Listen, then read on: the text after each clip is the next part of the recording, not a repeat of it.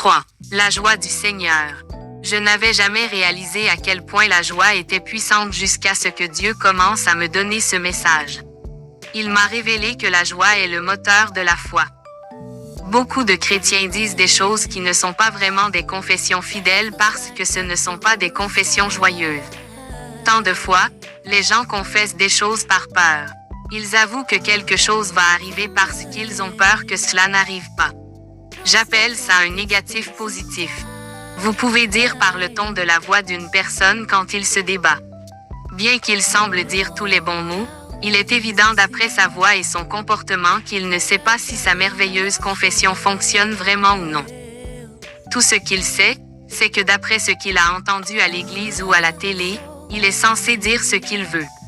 Ce n'est pas la foi, parce que la foi est joyeuse. Vous pouvez dire quand vous opérez dans la vraie foi, parce que vous aurez de la joie qui jaillira de votre esprit. Aussi sûrement que la foi est fondée sur l'amour, elle s'accompagne aussi de joie. La joie est la poussée derrière la foi. Sans joie, la confession n'est qu'un vœu pieux. Mais si la joie est si importante pour la foi, comment obtenons-nous cette joie? D'où vient-il? Nous avons appris que la foi vient en entendant, et en entendant par la parole de Dieu. La joie aussi. Dans l'évangile de Jean, nous avons enregistré ce discours de Jésus alors qu'il enseignait à ses disciples. Je suis le vrai CEP, et mon Père est le laboureur. Chaque branche en moi qui ne porte pas de fruit qu'il enlève. Et tout sarment qui porte du fruit, il le purifie, qu'il puisse produire plus de fruits. Maintenant vous êtes purs grâce à la parole dont je vous ai parlé. Demeure en moi, et moi en toi. Comme la branche ne peut pas porter de fruits de lui-même, sauf s'il demeure attaché à la vigne, pas plus pouvez-vous, si vous ne demeurez en moi. Je suis le CEP, vous êtes les sarments. Il qui demeure en moi, et moi en lui, le même produit beaucoup de fruits, car sans moi vous ne pouvez rien faire. Si un homme ne demeure pas en moi, il est jeté en avant comme une branche, et est flétri, et les hommes rassemblez-les et jetez-les au feu, et ils sont brûlés. Si vous demeurez en moi et que mes paroles demeurent en toi, tu demanderas ce que tu voudras, et il vous sera fait. En ceci mon Père est glorifié, que vous portez beaucoup de fruits, ainsi serez-vous mon disciple. Comme le Père m'a aimé, moi aussi vous ai aimé. Continuez dans mon amour.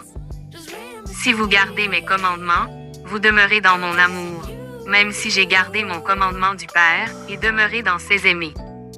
Je vous ai dit ces choses, que ma joie demeure en toi, et que votre joie pourrait être pleine. Jean 15 sur 1-11.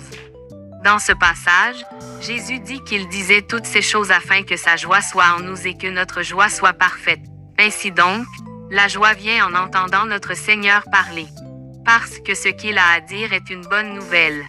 C'est ce qu'est l'Évangile, une bonne nouvelle. Lorsque vous entendez de bonnes nouvelles, cela devrait créer de la joie à l'intérieur de vous. Je peux vous dire exactement comment déterminer si ce que vous entendez à l'Église est l'Évangile ou une fausse doctrine. Si vous sortez de là avec chagrin, culpabilité ou peur, vous avez été volé. Tu aurais dû aller ailleurs. Vous n'avez pas entendu la vérité de l'Évangile. Mais si vous sortiez de l'Église plein de la joie du Seigneur, alors quelqu'un prêchait l'Évangile. Parce que c'est ce qu'est l'Évangile, bonne nouvelle. Jésus a dit, « J'ai dit ces choses à vous afin que votre joie soit parfaite. » Il a également dit, « Si vous m'écoutez, vous restez plein de joie tout le temps. » Lorsque les chrétiens se promènent tristes et affligés, c'est une bonne indication qu'ils n'ont pas écouté Dieu ou sa parole. Ils ont écouté autre chose. Dans le chapitre suivant, Jésus dit à ses disciples, « Votre joie personne ne vous enlèvera. » Jean 16h22. C'est pourquoi nous devons protéger notre esprit avec toute la diligence. Nous devons faire attention à ne pas laisser les hommes prendre notre joie. Pourquoi? Parce que quand le monde parle, il nous prive de joie. D'une manière générale, le message du monde et le message de Dieu ne sont pas les mêmes. Quand le monde parle, il ne va pas être d'accord avec Dieu. Le point de vue du monde est diamétralement opposé au point de vue de Dieu. Le monde parle de problèmes, tandis que Dieu parle de solutions. En période de crise économique, d'inflation, de dépression, de famine, de difficultés, tout ce que le monde peut vous donner est une mauvaise nouvelle. Si vous prêtez vos oreilles uniquement aux nouvelles du monde, vous finirez forcément par être triste et déprimé, car les médias d'information de ce monde se limitent à rapporter ce qui s'est déjà produit. Leur but et leur devoir est de traiter des faits. Et la plupart du temps, surtout de nos jours, les faits de la vie sont négatifs. Bonne nouvelle. Une fois, j'étais dans une ville où je tenais une série de réunions. Un soir après l'église, je suis retournée à mon hôtel et je me déshabillais. J'avais allumé la télévision, mais je ne la regardais pas, même si je pouvais l'entendre. Le bulletin. Météo est apparu et le météorologue a commencé à parler des conditions météorologiques dans différentes parties de l'État. C'est une belle journée dans notre ville, a-t-il dit. Mais dans la région de Dallas-Fort Worth, il y a des avertissements d'orages violents. Cela semble plutôt mauvais pour ces gens là-bas, a-t-il noté. Mais, bien sûr, c'est le pays de Copeland-Savelle et ils ne supporteront pas ce genre de choses. Je me suis dit, je n'ai sûrement pas entendu ce que je pensais avoir entendu. Je venais à peine de me convaincre que je l'avais imaginé, quand soudain le téléphone sonna. C'était mon associé. « Avez-vous entendu le bulletin météo ?» demanda-t-il. « Ce météorologue a-t-il dit ce que je pensais qu'il avait fait ?»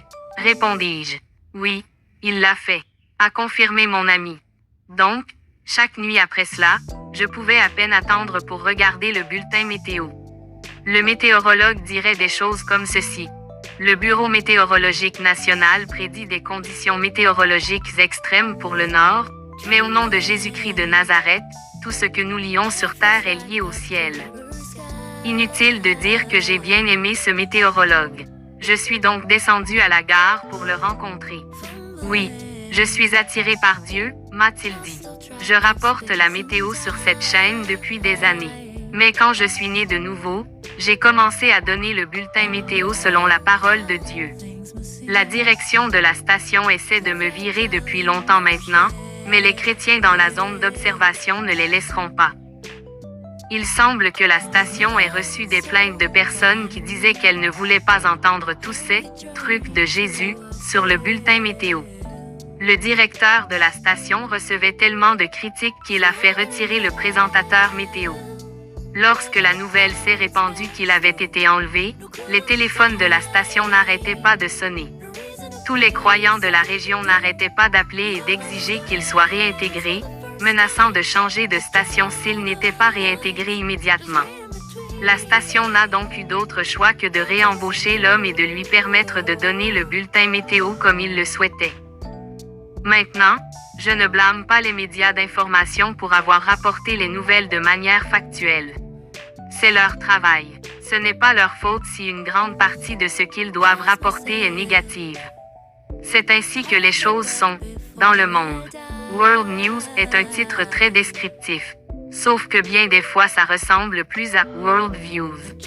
Mais franchement, je ne suis vraiment pas intéressé par les visions du monde, je veux entendre les vues de Dieu.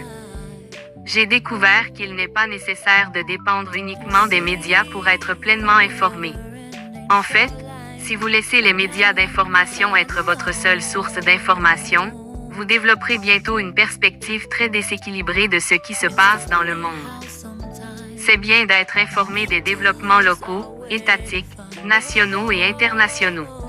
En tant que chrétiens, je pense que nous devons nous tenir au courant des événements mondiaux. Notre Seigneur Jésus nous a commandé, allez par tout le monde. Nous sommes envoyés pour récolter la moisson du Seigneur. Et il nous a dit, le champ, c'est le monde, Matthieu 13h38.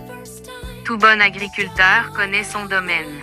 S'il s'attend à produire une bonne récolte, il doit connaître l'état de son sol. Mais alors que nous devons connaître l'état de notre champ, le monde, nous devons nous rappeler que nous ne prenons pas nos solutions du monde, nous apportons nos solutions au monde. Et prêcher l'Évangile, la bonne nouvelle, à toute créature. Les médias ne rapportent que ce qui se passe. Ce n'est pas leur travail de nous dire quoi faire à ce sujet. Alors, j'écoute les nouvelles. Je sais ce qui se passe dans le monde. Je ne laisse pas ce qui se passe dans le monde me décourager. Je ne laisse pas ce que dit le monde détruire ce que dit mon Dieu. Je ne laisse pas le monde me priver de ma joie. Vous non plus. La joie est une force de vie. Il donne le pouvoir de faire quelque chose à propos de ce qui se passe dans le monde aujourd'hui. Quand tout s'effondre autour de vous, quand tout le monde pleure et gémit, ne sachant pas vers où se tourner, dans les ténèbres du désespoir, c'est alors que vous devez vous dresser comme un phare au sommet des montagnes, et comme enseigne sur une colline. Le monde peut vous traiter comme un imbécile quand les choses vont bien. Ils peuvent vous ridiculiser et vous rejeter par beau temps. Mais quand les tempêtes de la vie s'abattront sur eux comme un coup de vent hurlant, devinez vers qui ils se tourneront pour obtenir de l'aide. C'est pourquoi Dieu veut que vous soyez plein de joie, pour vous et pour les autres.